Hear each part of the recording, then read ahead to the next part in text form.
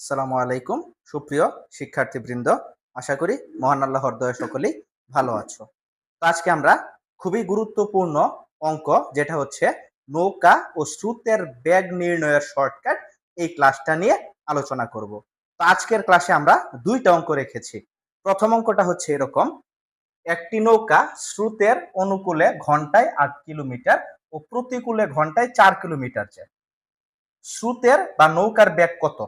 এই ধরনের প্রশ্নের সমাধান আমরা শর্টকাটে সমাধান করার চেষ্টা করব।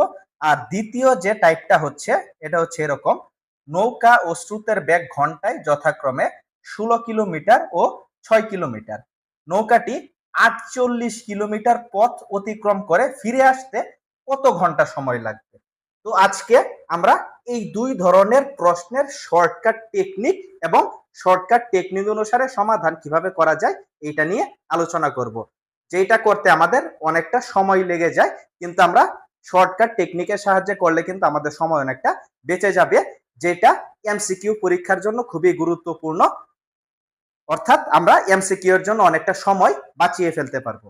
তো আমরা কথা না বাড়িয়ে সরাসরি আমাদের প্রথম অঙ্কের টেকনিক এবং তার সমাধান নিয়ে আলোচনা শুরু করে দিচ্ছি। তো আমরা এখন প্রথম প্রশ্নের সমাধান করব। তো আমাদের যদি কখনো প্রশ্নে বলে এরকম যে নৌকাটি স্রোতের অনুকূলে ঘন্টায় এত কিলোমিটার, প্রতিকূলে ঘন্টায় এত কিলোমিটার বেগে যায়, স্রোতের বেগ বা নৌকার বেগ কত? এই ধরনের প্রশ্নের সমাধান করার জন্য আমাকে যে সূত্রটা জানতে হবে, এটা হচ্ছে নৌকা অথবা স্রোতের বেগ সমান অনুকূলে বেগ প্লাস মাইনাস প্রতিকূল বেগ ভাগ 2। অর্থাৎ আমাকে এই সূত্র প্রয়োগ করে এই ধরনের স্রোতের বা নৌকার বেগ খুব সহজে বের করার জন্য উপযুক্ত। তো এখানে প্লাস মাইনাস কোন অর্থে ব্যবহার করেছে এটা আমি সমাধানের মধ্যেই বলছি। তো আমি প্রথমত বের করছি নৌকার বেগ। আমরা নৌকা বা স্রোতের বেগ কিন্তু বের করতে পারবো। তো আমি প্রথমত নৌকার বেগটা বের করে দেখাচ্ছি।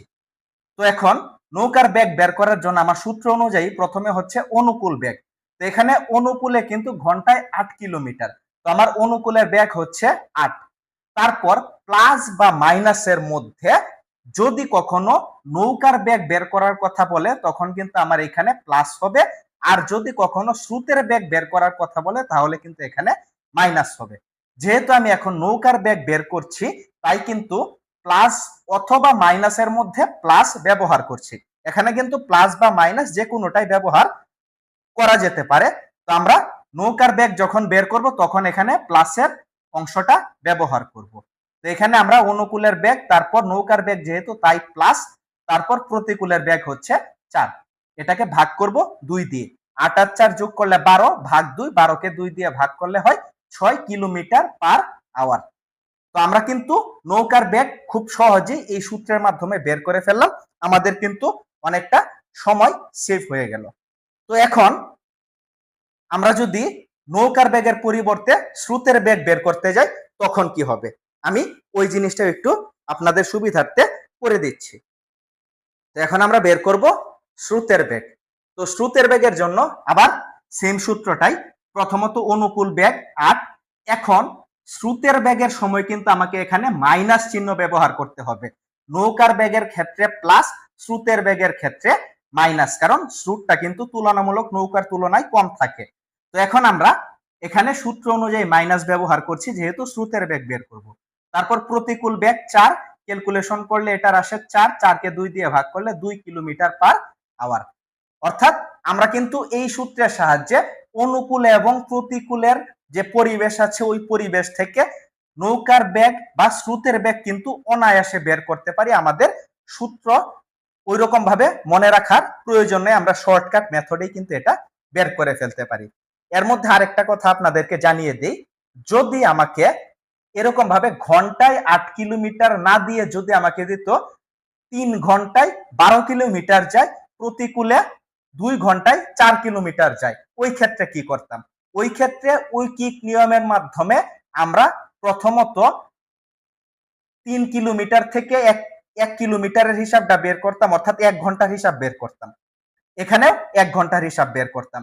অর্থাৎ যদি আমাকে অন্য কোনো ঘন্টার হিসাব দেয় তাহলে আমরা কি করব, 1 ঘন্টার হিসাব বের করব ঐকিক নিয়মের সাহায্যে।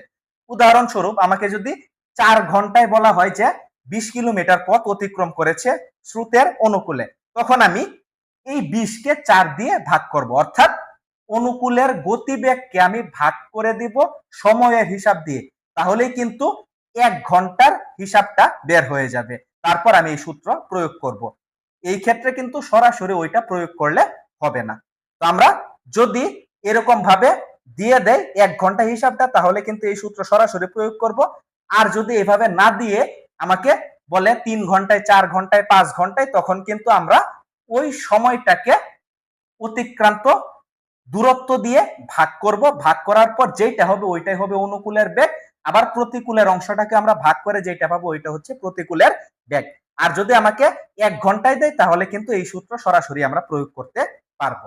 তো আশা করি বিষয়টা সবার বোঝা হয়ে গেছে।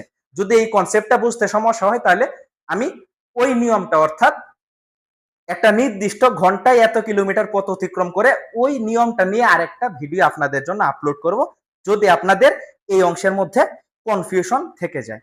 তো আমরা প্রথম অংশ শেষ করে ফেললাম, এখন আমরা চলে যাব আমাদের দ্বিতীয় নিয়মে।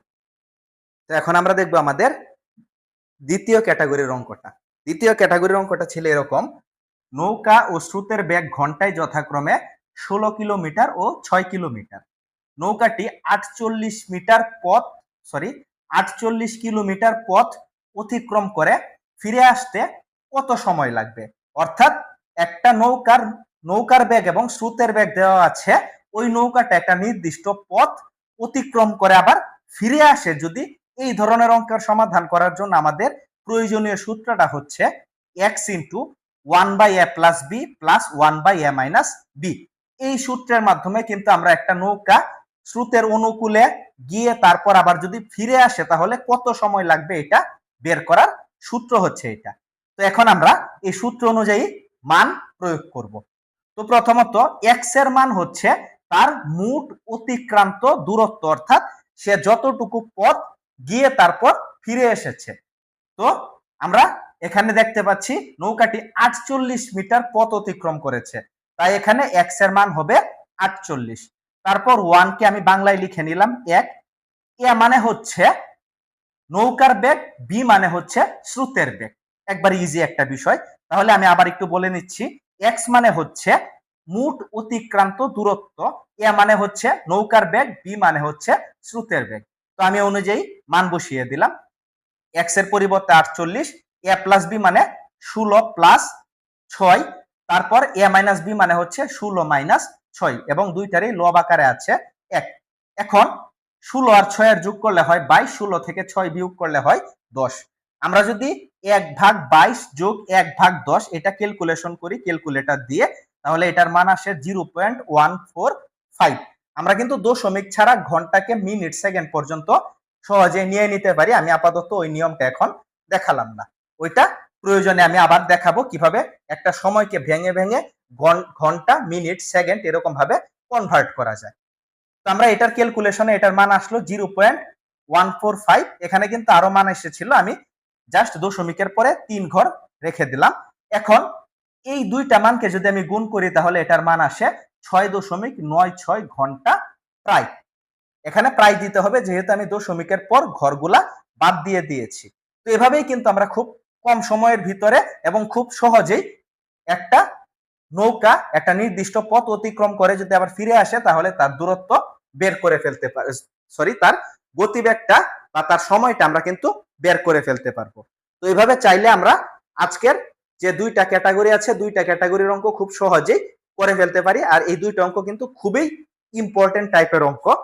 তো আজকে এই শর্টকাট ক্লাসটা তোমাদের কাছে কেমন লাগলো তা কিন্তু অবশ্যই আমাকে কমেন্টের মাধ্যমে জানাবে। আর যদি কোনো জিনিস আরো বিস্তারিত ভাবে জানতে হয় তাহলে অবশ্যই এটা আমাকে কমেন্টের মাধ্যমে জানাবে। আমি যথাসম্ভব চেষ্টা করব কমেন্টের মাধ্যমে বা অন্য কোনো মাধ্যমে এটার উত্তরটা তোমাদের কাছে পৌঁছে দেওয়ার জন্য, যদি এটা নিয়ে কনফিউশন থাকে। তো আজকের মতো এখানে আমি ক্লাসটা শেষ করে দিচ্ছি। ইনশাআল্লাহ আগামী ক্লাসে নতুন কোনো একটা সহজ মেথড নিয়ে তোমাদের কাছে হাজির হব। আজকের মতো এখানেই বিদায় নিচ্ছি। সবাই সুস্থ থাকবে, ভালো থাকবে। আসসালামু আলাইকুম।